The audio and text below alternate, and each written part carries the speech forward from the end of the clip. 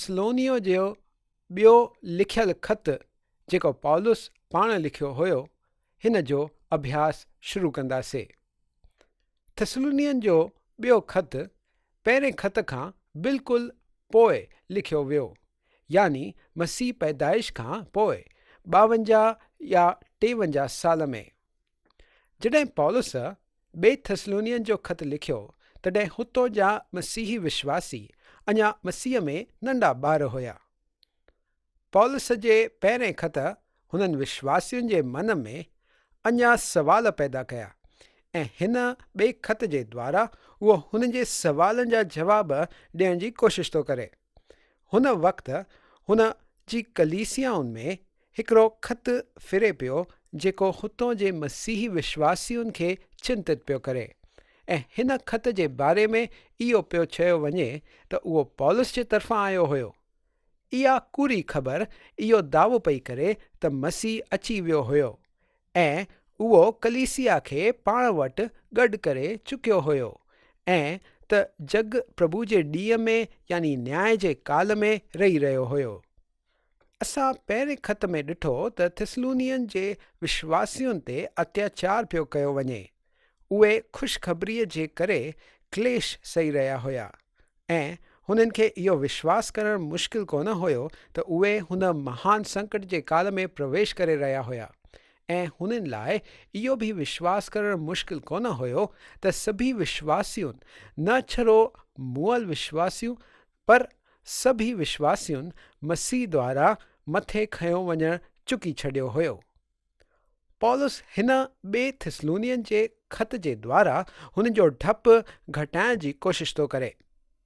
ॿिए थिस्सलुनीअन जे ॿिए अध्याय जे पहिरें वचन में इहो पक करे ॿुधाए थो त हुन वटि असांजो गॾु थियणु अञा अॻिते हली ईंदो, ऐं हुन इहो बि ॿुधायो त प्रभुअ जो ॾींहुं अचण खां पहिरियों बि कुझु शयूं आहिनि जेकियूं थियणु घुरिजनि, जीअं खरो विश्वास त्यागे छॾणु ऐं पाप जे मनुष्य जो प्रगट थियणु। इन्हीअ करे हुननि खे हाणे इहा ख़बर पई सघे पई त उहो महासंकट जो वक़्तु अञा आयो कोन हुयो। पौलुस चवे थो त चर्च हिन नाले जी संस्था जेकी जग भर में फैलिजी वई आहे, जेकी छड़ो नाले मात्र कलीसिया या चर्च आहे, ऐं प्रभु ईश्वर जी खरी कलीसिया या चर्च कोन्हे, उहा सॼी खरे विश्वास मां पुठियो हटिजी वेंदी। लूका जे 18 अध्याय जे 8 वचन में प्रभु पुछियो त बि इंसान जो पुटु जॾहिं ईंदो त छा उहो पृथ्वीअ ते विश्वास पाईंदो? यूनानी भाषा में इहो सवाल अहिड़े नमूने कयो वियो आहे त हुन जो जवाबु नकारात्मक ई थींदो। प्रभु जॾहिं पृथ्वीअ ते वरी सां ईंदो त हुनखे विश्वास कोन नज़र ईंदो। उहो सांस्थिक चर्च जेको प्रभुअ जी खरी कलीसिया कोन्हे, उहे खरे विश्वास खां परे थी वेंदो। हिन ॻाल्हि जी पक प्रकाशित वचन जे किताब में कई वई आहे। हुन किताब जे 4 अध्याय में असां पढ़ूं था त पृथ्वीअ तो कलीसिया कढाई वई आहे, ऐं छड़ो हुन संस्था जो खोखलो छिलको रहिजी वियो आहे, ऐं ॿियो कुझु न। इहा संस्था उहा हूंदी जेकी छड़ो परमेश्वर खे ॼाणण जो ढोंग कंदी, पर परमेश्वर जे सामर्थ ऐं शक्तिअ खे नाकारींदी। उहा साॻी ही संस्था प्रकाशित वचन जे 17 अध्याय जी महान या वॾी वेश्या आहे, जेकी परमेश्वर जे वचन में ॾेखारियल हिकु डरावनी तस्वीर आहे। थिस्सलुनीअन जे विश्वासियुनि खे लॻो त उहे महान संकट जे काल में प्रवेश करे चुका आहिनि, ऐं हुन वक़्त खां पोइ जेतिरनि भी क्लेश भोगियो इहो ई विश्वास करणु लॻा त उहे महान संकट जे वक़्त में आहिनि। मिसाल जी तौर ते जग जे ॿिए महायुद्ध जे वक़्तु घणनि ई प्रचारनि इहो फ़ैसिलो करे छॾियो त उहो महासंकट जो काल शुरू थी वियो आहे, ऐं कलीसिया खे बि हुन मां गुज़रणो पवंदो। इहे उहे प्रचारक हुया जेके पंहिंजे विश्वास में रूढ़ीवादी हुया। हिकिड़े प्रचारक ॿुधाई त हुन जो हिकिड़ो अज़ीज़ दोस्त आहे जेको इहो विश्वास रखंदो आहे त कलीसिया खे बि हुन महासंकट खां गुज़रणो पवंदो, ऐं हेतिरो ई न त उहो इहो बि विश्वास कंदो आहे त कलीसिया हुन काल में हाणे ई गुज़री रही आहे। बाइबल में महासंकट जे बारे में जेको कुझु बि ॿुधायो वियो आहे उहो हुन जग जे ॿिए महायुद्ध खां बि घणो ई बुरो हीअं ॿुधायो वियो आहे। मसीह हिन वक़्त जे बारे में हेतिरे साफ़ लफ़्ज़नि में ॿुधायो आहे कि असांखे डप सां भरी पाण खे फाथल कोन महसूसु करणो आहे। मसीह चयईं त विच में अहिड़ो वक़्तु ईंदो जेको अहिड़ी बाधा विझंदो जहिड़ो जग जे शुरूआति खां न अॼु ताईं थियो ऐं न कॾहिं थींदो। इहो असां मत्ती जे 24 अध्याय जे 21 वचन में पढ़ूं था। अहिड़ो कुझु न कॾहिं घड़ियो आहे ऐं न ई हुन खां पोइ अहिड़ो कुझु घड़ंदो। पहिरें थिस्सलुनीअन में मसीह जो अची पंहिंजी कलीसिया खे खणी वञण जी ॻाल्हि ते ज़ोर ॾिनो वियो आहे ऐं ॿियो थिस्सलुनीअन मसीह जे वरी सां ॿिए दफ़े अचण ते ज़ोर ॾेई रहियो आहे जॾहिं मसीह न्याय करण लाइ मोटंदो ऐं हिते पृथ्वीअ ते पंहिंजो राज स्थापित कंदो। हिन खे चइबो आहे प्रगटीकरण। जॾहिं मसीह कलीसिया खे वठणु ईंदो तॾहिं उहो पृथ्वीअ ते कोन ईंदो। इन्हीअ करे हिन घटना में मसीह जो पृथ्वी ते अचण ते ज़ोर कोन ॾिनो वियो आहे। पहिरें थिस्सलुनीअन जे 4 अध्याय जे 17 वचन में इहो साफ़ ॿुधायो वियो आहे त हुननि सां गॾु बादलनि ते खयां विया वेंदासीं त हवा में प्रभुअ सां मिलूं। खयों वियो वञणु हिन लाइ यूनानी भाषा में अखर आहे हारपीज़ो यानी छिनी वठणु। असांखे पृथ्वीअ तां छिनी वठियो वेंदो ताकी असां हवा में मसीह सां मिली सघूं। पर मसीह जो प्रगटीकरण तॾहिं थींदो जॾहिं उहो पृथ्वीअ ते पंहिंजो राज स्थापित करणु ईंदो। हिन ॿिन्हिनि घटनाउनि जे विच वक़्त में उहो महासंकट जो वक़्तु थींदो। पहिरें थिस्सलुनीअन में असां ॾिठो त कलीसिया जो मसीह द्वारा मथे खयों वञण जे विषय जो झूने नियम में ज़िक्र कोन कयो वियो हुयो। झूने नियम जे संतनि जी आशा संसारिक या भौतिक आशा हुई।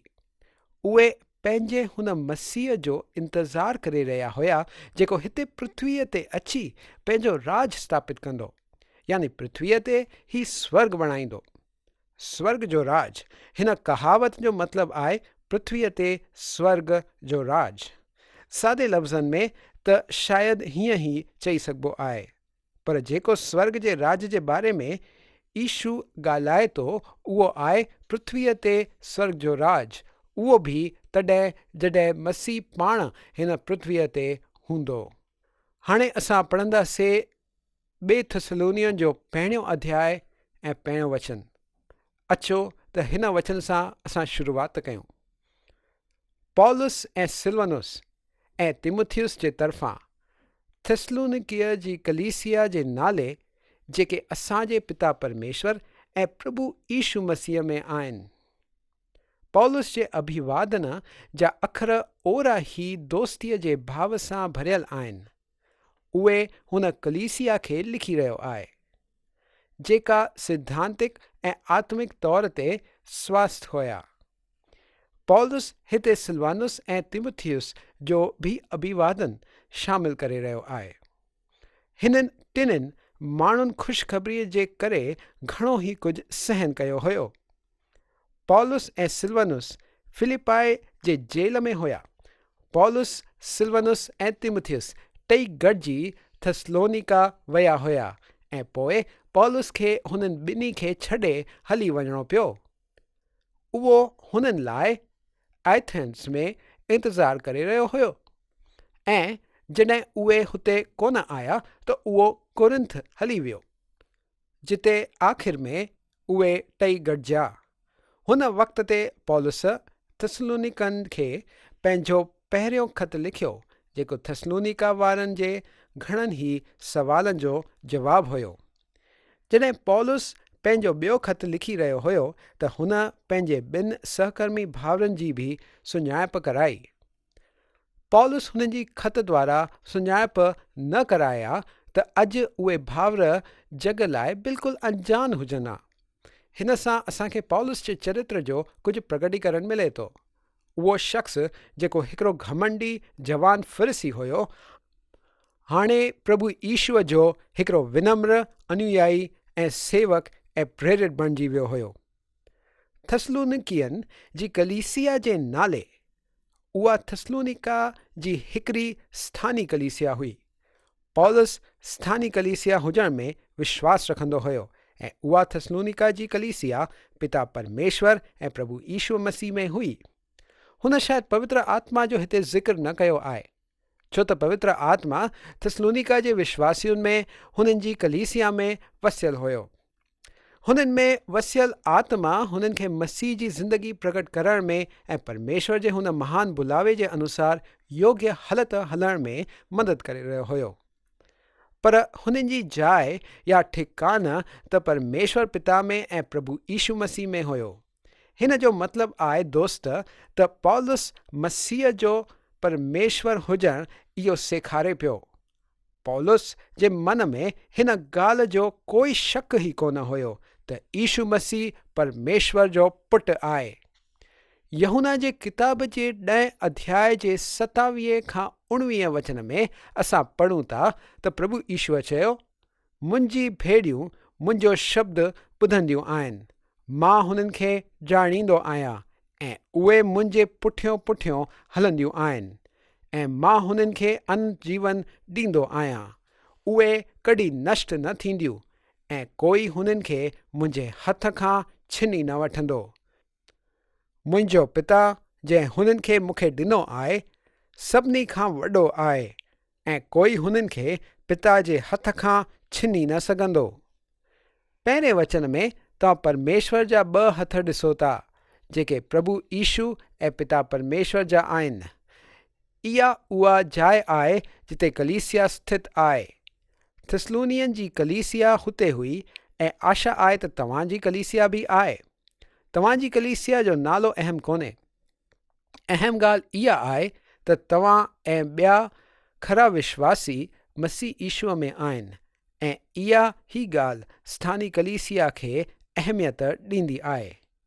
पवित्र आत्मा खरे विश्वासियुनि में वास कंदो आहे ऐं हुन जे समर्थ सां विश्वासी हुन स्थानी पारे में, समुदाय में, शहर में, राज्य में ऐं जग में मसीह खे प्रकट करे सघंदा आहिनि ऐं परमेश्वर जो जीवन ॾेखारे सघंदा आहिनि। पंहिंजे अभिवादन में पौलुस हुननि विश्वासियुनि खे इहो ई चई रहियो हुयो। अॻिते वधंदे असां 2 थिस्सलुनियन जे 1 अध्याय जो 2 वचन पढ़ंदासीं। असांजे पिता परमेश्वर ऐं प्रभु ईशू मसीह जे तरफ़ां तव्हांखे अनुग्रह ऐं शांती मिलंदी रहे।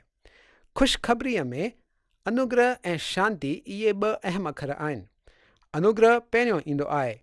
अगरि तव्हां परमेश्वर जे अनुग्रह जो अनुभव कयो आहे त हिन जो मतिलबु आहे त तव्हां उद्धार पातो आहे।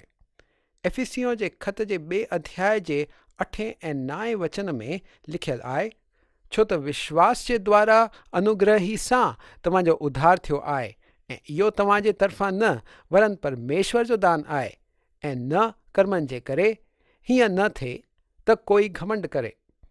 जॾहिं तव्हां परमेश्वर वटि हिकिड़े भटकियल पापी वांगुरु अचो था, ख़ाली हाथ अची हुन वटां सभु स्वीकारियो था, पोइ तव्हां परमेश्वर जो अनुग्रह अनुभव कयो आहे। उहो तव्हांखे उद्धार ॾेई रहियो आहे।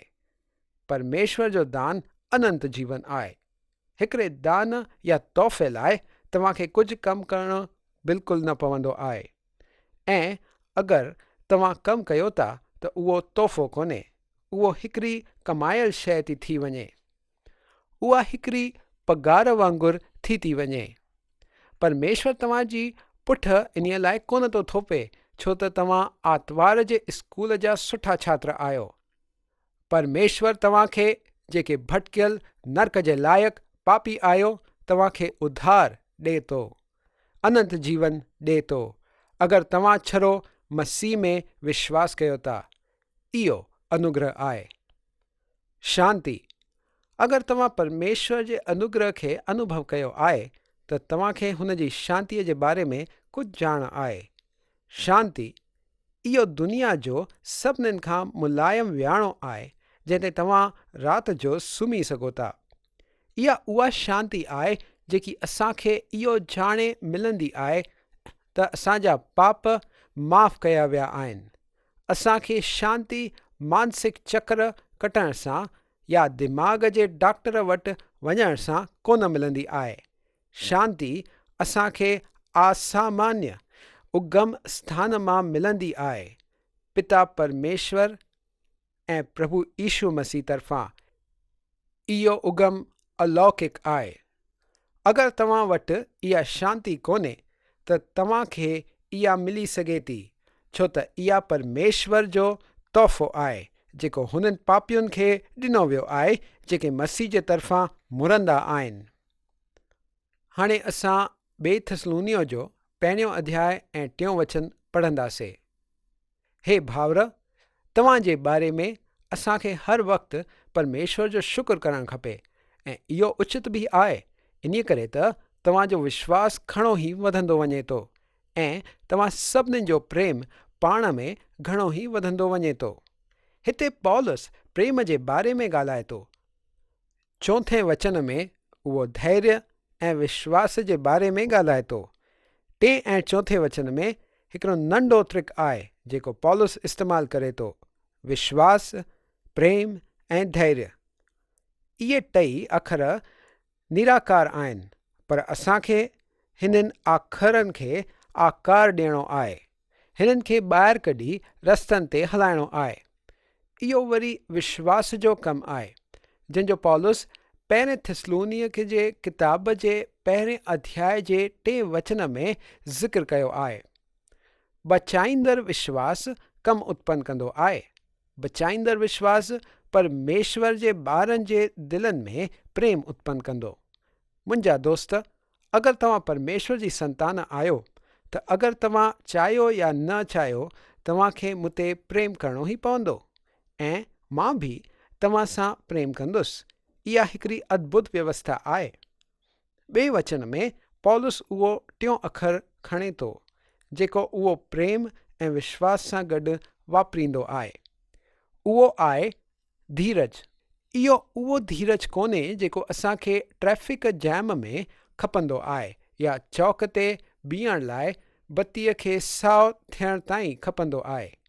इहो उहो धीरज आहे जेको परमेश्वर लाइ जीअण जी इच्छा रखंदो आहे ऐं उहो सभु कुझु स्वीकारणु जेको परमेश्वर असांजे रस्ते मोकिले थो, इहो ॼाणींदे त सभी शयूं गॾिजी भलाई ई उत्पन्न कंदियूं आहिनि। इहो उहो धीरज आहे जंहिंजो उद्देश्य कंहिं ॾींहुं परमेश्वर जी उपस्थितीअ में अचणु इहो आहे। इहो उद्देश्य असां हुननि मुश्किल परिस्थितियुनि मां गुज़री निकिरण में मदद कंदो आहे। हिकिड़े मसीही जो जीवन मूंखे हुन सफ़र जी यादि ॾियारींदो आहे जेको हुन अहम रास्ते खां मथां थी करे वञे थो। घणाई दफ़ा गाॾी हलाईंदे असांजो रस्तो चक्रदार थी वेंदो आहे। हे ॾेखारण लाइ असांजे सरकार रस्तनि ते चिन्ह रूप में नियम लॻाया आहिनि। पोइ कुझु देरि खां पोइ रस्तो चङो थींदो वेंदो आहे। हिन सां असां सम्झी सघंदा आहियूं त थोरी ई देरि खां पोइ रस्तो साफ़ ऐं सिधो थी वेंदो। असां मां घणा ई हिन ज़िंदगीअ में हिकिड़े चक्रदार रस्ते ते आहियूं। रस्तो कचो ऐं खुरदरो आहे ऐं असांखे हुन मथां गुज़रंदे भुगतण लाइ सॾियो वियो आहे। हां, तव्हांखे भविष्य जो सुठो नज़ारो अगरि आहे त इहो तव्हांखे धीरज जी आशा ॾींदो। हिकु आशा जेकी हुन ईंदड़ रस्ते ते नज़र रखे थी जेको अॻिते अची रहियो आहे ऐं तव्हां जेको सोचो था शायदि उहो हुन वक़्त खां पहिरियों ई अची वेंदो। हे भाउर, तव्हांजे बारे में असांखे हर वक़्तु परमेश्वर जो शुक्र करणु खपे ऐं इहो उचित बि आहे। पौलुस चवे थो त इहो उचित आहे त असां परमेश्वर खे तव्हां लाइ शुक्र कयूं। इन करे त तव्हांजो विश्वास घणो ई वधंदो वञे थो ऐं तव्हां सभिनीनि जो प्रेम पाण में घणो ई वधंदो वञे थो। तव्हां परमेश्वर जे तरफ़ कोन था वधी सघो जेसिताईं तव्हां पंहिंजे भाउर जे तरफ़ कोन था वधो। जॾहिं तव्हां परमेश्वर जे तरफ़ अनुग्रह, ज्ञान ऐं विश्वास में वधो था त तव्हां पंहिंजे भाउर जी तरफ़ प्रेम में वधो था। ऐं परमेश्वर खे असां वटि थोड़ियूं मुश्किलियूं मोकिलणु खपनि, छो त उहा शिस्तता आहे जेकी असांजे ज़िंदगियुनि में धीरज उत्पन्न कंदी आहे। उहे असांखे भविष्य में आशा सां ॾिसण में मदद कंदियूं आहिनि। त अॼु मुंहिंजी आशा आहे त तव्हां वचन मां घणो ई कुझु प्राप्त कयो हूंदो। परमेश्वर हमेशा पंहिंजे वचन द्वारा असां सां ॻाल्हाईंदो आहे। अॼु असां हिते ई बीह रहंदासीं। ॿिए प्रोग्राम में तव्हां सां वरी सां मिलंदासीं। तेसिताईं अलविदा।